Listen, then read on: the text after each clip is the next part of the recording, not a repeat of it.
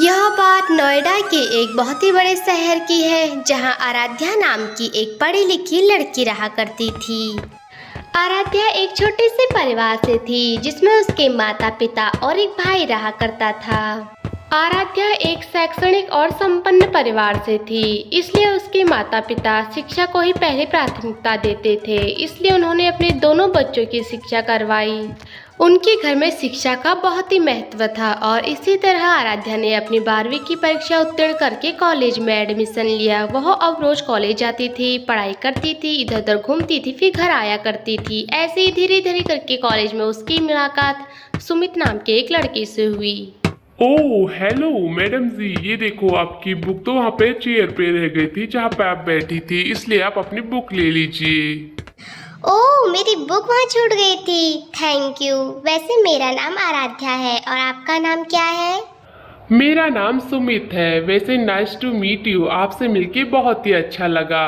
वैसे आज से हम फ्रेंड बन जाए? हाँ हाँ, क्यों नहीं। मुझे क्यों दिक्कत होगी आपको फ्रेंड बनाने में। ठीक है, आज से हम फ्रेंड हुए।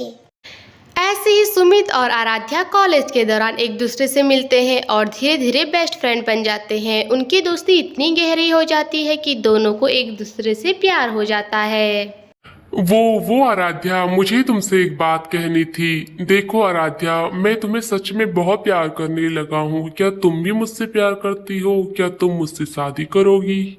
हाँ सुमित, शायद मैं भी तुमसे सच्चा वाला प्यार करने लगी हूँ और हाँ, मैं तुमसे शादी जरूर करूँगी। और मेरे कुछ सपने भी हैं। मुझे पूरा यकीन है कि शादी के बाद तुम मेरे सपने जरूर पूरे करोगे।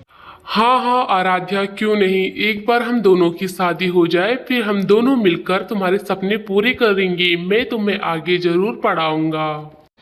ऐसे फिर दोनों लव मैरिज करना चाहते थे। आराध्या को सुमित पर पूरा विश्वास था कि वह शादी के बाद उसके सपने सारे पूरे करेगा। और ऐसे ही धीरे धीरे करके आराध्या ने अपने घर सुमित से बात की और अपने माता पिता से शादी करने का फैसला किया। देखो बेटी आराध्या, शादी तो ठीक है, परंतु हम अभी उस लड़के को अच्छे से जानते नहीं हैं और तूने भी तो अभी कॉलेज शुरू किया ही है और एकदम से तुम्हें उससे प्यार हो गया और शादी करना चाहती हो।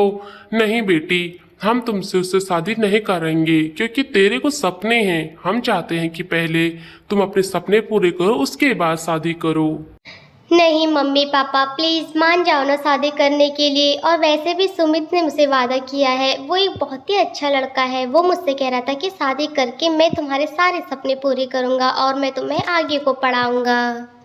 देखो बेटी, ये शादी है, कोई मजाक नहीं है। आगे की तुमने सारी जिंदगी उसके साथ बितानी है। माना कि वो लड़का अभी अच्छा है, परंतु देखो ना, तुम भी उसे अभी कितना जानती हो। अच्छे से तुम्हें उसके परिवार के बारे में, उसके बारे में अभी कुछ पता भी नहीं है। अच्छा तो ठीक है बेटी, अगर तुम्हारी खुशी सुमित में है और तुम मुझसे शादी करना चाहती हो तो ठीक है, कर लो तुम मुझसे शादी। मैं तुमसे मना नहीं करूंगा, परंतु बेटी देख लेना, कहीं वो तुम्हारे सपने ना चूर चूर कर दे। ठीक है, तो मैं कल ही तुम दोनों की शादी करवा लेता हूँ। जिसमें मेरी बेटी खुश है, उसमें हम भी और तुम्हारा परिवार भी खुश है। ये हुई ना बात। थैंक यू डैडी और मम्मी और भाई, तुम मेरी शादी के लिए मान गए। देख लेना, सुमित एक बहुत ही अच्छा लड़का है। फिर ऐसे ही अपनी बेटी की जिद के आगे, उसके प्यार के आगे, उसके माता पिता को उसकी माननी पड़ी और खुशी खुशी उन दोनों यानी कि सुमित और आराध्या की शादी करवा दी।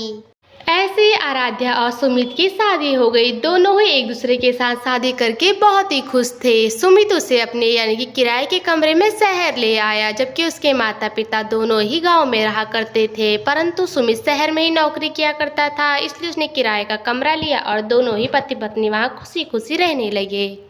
जैसे कि सुमित और आराध्या की अभी लव मैरिज हुई थी और उनकी नई नई शादी हुई थी, इसलिए शुरुआती दौर में उनकी शादी एकदम खुशहाल पूर्वक जी रहे थे और खुशी खुशी एकदम एंजॉय कर रहे थे। परंतु जैसे ही शादी को कुछ महीने बीतने लगे, यानी कि दिन बीते, हफ्ते बीते और महीने बीत गए और सुमित धीरे धीरे करके शराब पीने लगा। परंतु इसका पता आराध्या को पहले से ही नहीं था, परंतु सुमित पहले से ही शराब पीता था। सुमित के शराब पीने का पता जब उसकी पत्नी आराध्या को लगा तो वह बहुत फूट फूट कर रो गई, क्योंकि उसको लगता था कि सुमित एक बहुत ही अच्छा लड़का था। वह शराब नहीं पीता था, परंतु वह तो शराब बहुत ही ज़्यादा पीता था। सुमित दिन भर अपने ऑफिस का काम करता और शाम को शराब पीकर घर आता था। सुमित, ये क्या है? अरे मैंने तो तुम्हें इसलिए शादी की थी कि तुम एक बहुत ही अच्छे और जिम्मेदार लड़के हो, पर तुम तो इतनी ज़्यादा शराब पीती हो। अगर मुझे पहले पता होता तुम इतनी ज़्यादा शराब पीती हो तो मैं तुमसे कभी शादी नहीं करती। अरे आराध्या, तुम ऐसी कैसी बातें करते हो? शराब पीना ही तो आम बात है, और ये तो आजकल सभी पीते हैं। इसमें इतनी बड़ी बात कौन सी हो गई जो तुम इतनी चौंक रही और रो रही हो? देखो, मुझे शराब पीने में कोई रोक टोक नहीं होनी चाहिए। क्यों? शायद सुमित तुम भूल रहे हो, हमने शादी की है एक दूसरे से और मुझे पूरा हक है। मैं तुम्हारी पत्नी हूँ, तुम्हें रोक टोक करने का मेरा पूरा हक है। अच्छा अच्छा आराध्या, तो ठीक है, मैं कल से नहीं पीऊंगा। वो क्या है ना, कभी कभी थोड़ा टेंशन हो जाती है ऑफिस के, इसलिए पी लेता हूँ। पर देख लेना, मैं कल से पक्का नहीं पीऊंगा, मैं तुमसे वादा करता हूँ। हाँ तो अब ठीक है सुमित, सुधर जाओ। चलो आओ हम दोनों खाना खा लेते हैं। अब ऐसे ही सुमित की बातों पर आराध्या को फिर से भरोसा हो जाता है कि उसने वादा किया है कि कल से वह शराब नहीं पिएगा। परंतु ऐसे ही धीरे धीरे करके सुमित फिर से शराब पीते आते रहता था और हमेशा रोज वादा करता था कि वह कल से नहीं पिएगा, परंतु वह हमेशा आराध्या का वादा तोड़ देता था और हर रोज नशा करके आता था। अब तो हर रोज यानी कि आए दिन सुमित घर पर शराब पीकर ही आता था और घर पर आकर आराधना से बहस करता था। दोनों की आपस में बहस करते करते हमेशा झगड़ा हो जाता था। सुमित हर रोज शराब पीकर आकर घर पर आराधना से गाली गलौज करता था, उसे गालियां देता था, उसके परिवार वालों को गालियां देता था, यहाँ तक कि उसे मारपीट भी शुरू कर दी थी और वह आराधना को अब हर रोज मारता पीटता भी था। अब ऐसे ही आराधना और सुमित की शादी को पूरा 1 साल हो गया था। आराधना के लाख बार समझाने के बाद भी सुमित नहीं समझता था। वह फिर भी रोज शराब पीकर आता और उससे गाली गलौज और लड़ाइयाँ करता था। ऐसे ही इन्हीं बीच आराधना प्रेग्नेंट भी थी, जिससे कि उसके आगे की पढ़ाई भी छूट गई थी, क्योंकि सुमित घर की खर्चा नहीं देता था। जिससे जितना भी देता था उससे घर का खर्चा ही चल पाता था, जिससे उसकी पढ़ाई छूट गई थी। अब सुमित घर पर भी कभी कभी आता था, उससे रोज लड़ाइयाँ झगड़ा करता था। उससे ऐसे कोई मतलब नहीं था कि उसकी पत्नी प्रेग्नेंट है। वह घर पर आता, आराधना से लड़ाइयाँ करता, उससे पूछता भी नहीं था कि उसकी तबीयत कैसी है, उसकी फीलिंग भी शेयर नहीं करता था, उसकी सुनता भी नहीं था, उसका ख्याल भी नहीं रखता था। वह तो बगल के कमरे में जाता और अपने दोस्तों के साथ शराब पीता रहता था। उसे इसकी कोई परवाह नहीं थी कि उसकी पत्नी प्रेग्नेंट है, उसी पत्नी को उसके लिए कुछ चाहिए होगा, उसका मन कुछ खाने को होगा, उसका बिल्कुल भी ध्यान नहीं रखता था। वह तो सिर्फ अपने दोस्तों के साथ जाता, बस पार्टियाँ करता और शराब पीता रहता था। और अब यह बात हर रोज की हो गई थी। सुमित बाहर से अपने दोस्तों के साथ फुल एंजॉय करके आता, शराब पीकर आता था, नशे की धुन में वह घर पर आता और आराध्या के साथ झगड़ा करता था। उसने तो यहाँ तक अपनी पत्नी को प्रेगनेंसी में उसे इतना मारा कि उसे लहूलुहान कर दिया। उसके सर से खून निकलता था और वह एकदम बेचारी सी बनी रहती थी, रोती रहती थी, क्योंकि उसके पास कोई ऑप्शन ही नहीं था। हे भगवान, ये मेरे से कैसी गलती हो गई। उस दिन मम्मी पापा ने ठीक कहा था कि लव मैरिज मत करो, पर मुझे क्या पता था कि सुमित इतना ज़्यादा नशा करता है, इतना शराब पीता है। बेचारी आराध्या अब करती भी क्या। कहाँ वो एक पढ़े लिखे परिवार से थी, एक संपन्न परिवार से थी, और कहाँ एक लड़के और शराबी पति की वजह से उसकी जिंदगी आज नर्क जैसी बन गई है। अपने पति से इतनी मार खाने के बाद भी आराध्या फिर भी हिम्मत रखती थी। वह एक बहुत ही हिम्मतवान लड़की थी, क्योंकि उसे विश्वास था कि कभी न कभी सुमित सुधर ही जाएगा, इसलिए वो अपने ससुराल में दिन बिता रही थी।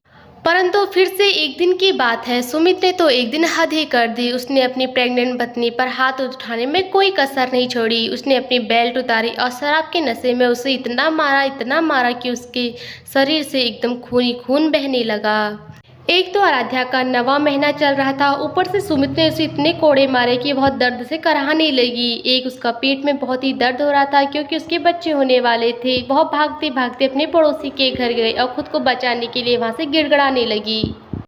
आराधना की ऐसी खराब हालत को देखकर उसकी पड़ोसियों को उस पर दया आ गई। वह उसे अपने घर पर लेके आए और उसके हाथ पैर में मालिश की, उसे पानी पिलाया और उसके अच्छे से ध्यान रखा, और फिर कुछ ही दिनों में उसे हॉस्पिटल ले गए। हॉस्पिटल ले जाने के 1-2 घंटे बाद ही आराधना का एक प्यारा सा बेटा हुआ। अपने बेटे को देखकर आराधना को कहीं ना कहीं ऐसा लगा कि उसके बेटे को देखकर अब उसका पिता यानी कि सुमित सुधर जाएगा, वह शराब नहीं पिएगा, क्योंकि अक्सर कहा जाता है कि बच्चे होने के बाद पिता सुधर जाता है। और अब सुमित और आराधना अपने बेटे को लेकर घर पर आए और ऐसे ही दिन बीतने लगे। धीरे धीरे करके फिर से सुमित शराब पीने लगा और नशे में चढ़ने लगा। वह घर पर आता, उसे कोई मतलब नहीं था कि घर पर आकर अपनी पत्नी की मदद कर दूं और उसका बेटा हुआ है, उसी तो सिर्फ अपने शराब पीने से मतलब था और घर पर आकर गाली गलौज करता, आराधना को मारता था। अब आराधना हमेशा रोती रहती थी, वो अपनी किस्मत को कोसती रहती थी। अब तो उसका बेटा भी हो गया था, अब वह कहीं जा भी नहीं सकती थी क्योंकि उसने लव मैरिज की थी। वह अपने माता पिता को दुख भी नहीं देना चाहती थी। इसलिए आराधना को अब पता लग गया था कि जिससे अपने बेटे को देखकर दिल नहीं पिघला वो अब नहीं सुधर सकता। इसलिए उसने अपने मन में पक्का ठान लिया था कि यह आदमी अब सुधरने वाला नहीं है। अब जो भी करना पड़ेगा अपने बेटे के लिए मुझे ही करना पड़ेगा। फिर से एक दिन की बात है, आराधना ने अपने पति सुमित से कहा, सुमित, शादी से पहले तुमने मुझसे हजारों वादे की थी, मुझे सपने दिखाए थे, पर तुमने तो मेरे सारे सपने तोड़ दिए हैं। इसलिए मैं अपने आगे की पढ़ाई शुरू करना चाहती हूँ। तुम मेरा कॉलेज में एडमिशन करवा दो। अरे वाह वाह वाह वाह, मेरे पास इतने फालतू पैसे नहीं है तुम्हें कॉलेज में एडमिशन कराने के लिए। और क्या करोगी अब पढ़ाई करके? कौन सा कलेक्टर बन जाओगी? कौन सी कुर्सी पर बैठ जाओगी? चुपचाप से घर पर रहो और बच्चे का ध्यान रखो। बड़ी आई कलेक्टर बनने वाली, पढ़ाई करने वाली। ऐसे सुमित ने उसकी आगे की पढ़ाई के लिए मना कर दिया था, परंतु आराधना पक्की हिम्मत वाली लड़की थी। उसने इधर उधर से अपने दोस्तों से पता किया, उसने इधर उधर काम करने भी जाती थी साथ में अपने बच्चे को लेकर, और उसने पैसे जुटाए, अपने कॉलेज में एडमिशन करवाया।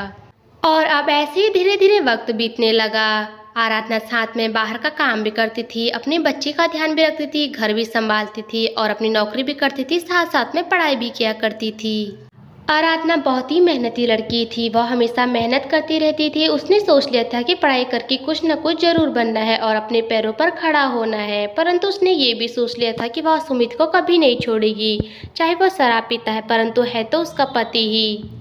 परंतु फिर से एक दिन की बात है, सुमित को जब पता लगा कि उसकी पत्नी आराधना अपनी पढ़ाई कर रही है, तो उसने अपनी पत्नी को घर पर शराब पीकर आकर बहुत ही मारा, बेल्ट से मारा, जूते से मारा, लातों से मारा और उसे मार मार कर उसे लहूलुहान कर दिया। जबकि आराधना सुमित के पैसों पर पढ़ाई नहीं कर रही थी, वह तो खुद ही मेहनत करती थी, घर का काम भी करती थी, अपने बच्चे को भी संभालती थी और साथ में पढ़ाई करती थी। फिर भी सुमित ने उसे बहुत ही मारा। आज तक तो जैसे तैसे करके सुमित अब सुधरेगा तब सुधरेगा करके आराधना सहन करती रहती थी। उसे लगता था कि कभी न कभी सुमित सुधर ही जाएगा, परंतु वह नहीं सुधरा। वह घर पर आकर आराधना को बहुत ही मारता था। इसलिए इस आराधना की सहन करने की शक्ति अब खत्म हो चुकी थी। इसलिए उसने अपने माता पिता से फोन मिलाया और उनको सुमित के बारे में सारी सच्चाई बता दी। ऐसा सुनने के बाद उसके माता पिता और भाई ने उसे अपने पास बुला लिया। मायके पहुंच जाने के बाद आराधना अपने माता पिता और भाई के सामने फूट फूट कर रही, यहाँ तक कि वह डिप्रेशन में भी चली गई थी कि उसके साथ ऐसा कैसे हो सकता है और सुमित तो सुधरने का नाम नहीं ले रहा है। परंतु उसके माता पिता और भाई उसके साथ रहे, उसके साथ डटकर खड़े रहे और उसे समझाया कि आगे भी जीना पड़ता है। एक इंसान के बिगड़ जाने से, उसका साथ छोड़ देने से जिंदगी खत्म नहीं होती है। इसलिए उसका सहारा उसके माता पिता और भाई बने, जिससे कि उसे शक्ति मिली और उसने अपने आगे की पढ़ाई की और आगे की पढ़ाई करते करते एक दिन वह सच में एक दिन कलेक्टर बन गई। आराधना ने अपने इतने सालों में इतने दुख झेले, इतने संघर्ष झेले, इतनी मेहनत की और उसने अपनी ज़िंदगी में इतने सारे दुखों और संघर्षों को झेलने के बाद जब वह कलेक्टर बनी तो वह बहुत ही खुश थी। उसे इतनी खुशी थी कि वह अपने बच्चे के लिए माता पिता दोनों का ही प्यार और साथ दे रही है। भले ही उसके पिता एक शराबी पिता है और उसे अपने बच्चे और अपनी पत्नी की कोई खबर नहीं है, परंतु आराधना ने इतनी मेहनत की अपने बच्चे के लिए कि उसे आज तक कोई पछतावा नहीं होगा कि उसके पिता नहीं हैं। आराधना कभी नहीं चाहती थी कि उसका पति उससे अलग रहे। भले ही वह शराबी है, परंतु आराधना उससे बहुत ही प्यार करती थी। परंतु सुमित ने उसे इतना मारा, उसे इतना टॉर्चर किया, उसकी ज़िंदगी एकदम नर्क जैसी बना दी, जिससे कि अब आराधना उससे कुछ नहीं कहती थी।